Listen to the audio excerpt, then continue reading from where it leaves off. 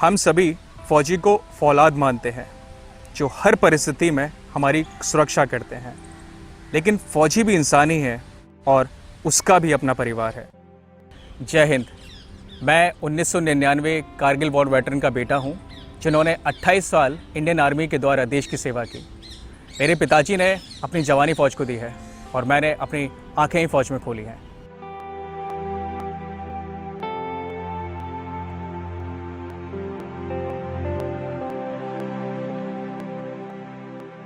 हमारे defence forces में, जिसमें 3 अंग होते हैं, आर्मी, एयरफोर्स और नेवी, इसमें पेंशन का एक रूल है।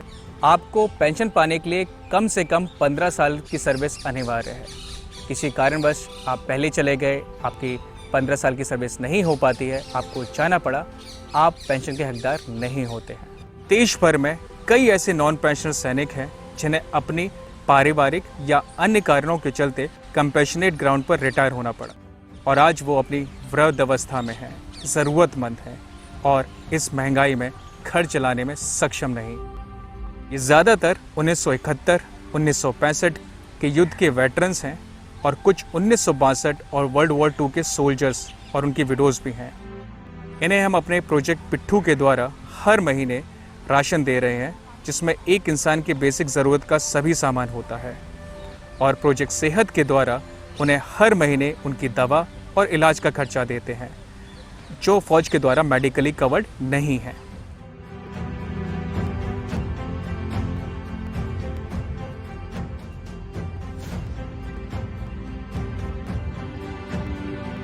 हम पिछले 7 सालों में 250 से ज़्यादा ज़रूरतमंद सैनिक और उनके परिवारों की मदद कर चुके हैं।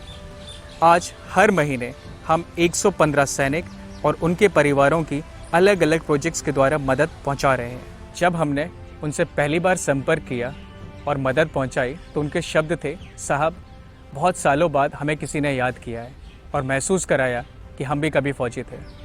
और दूसरी तरफ ये जानने के लिए भी उत्सुक थे कि ये मदद उन तक कब तक पहुंचती रहेगी। हम उन्हें आश्वस्त करते हैं कि उनकी अब तक की ज़िंदगी जैसी भी कटी हो, लेकिन अब जब तक वो जीवित हैं, ये मदद ऐसे ही निरंतर उन तक पहुंचती रहेगी।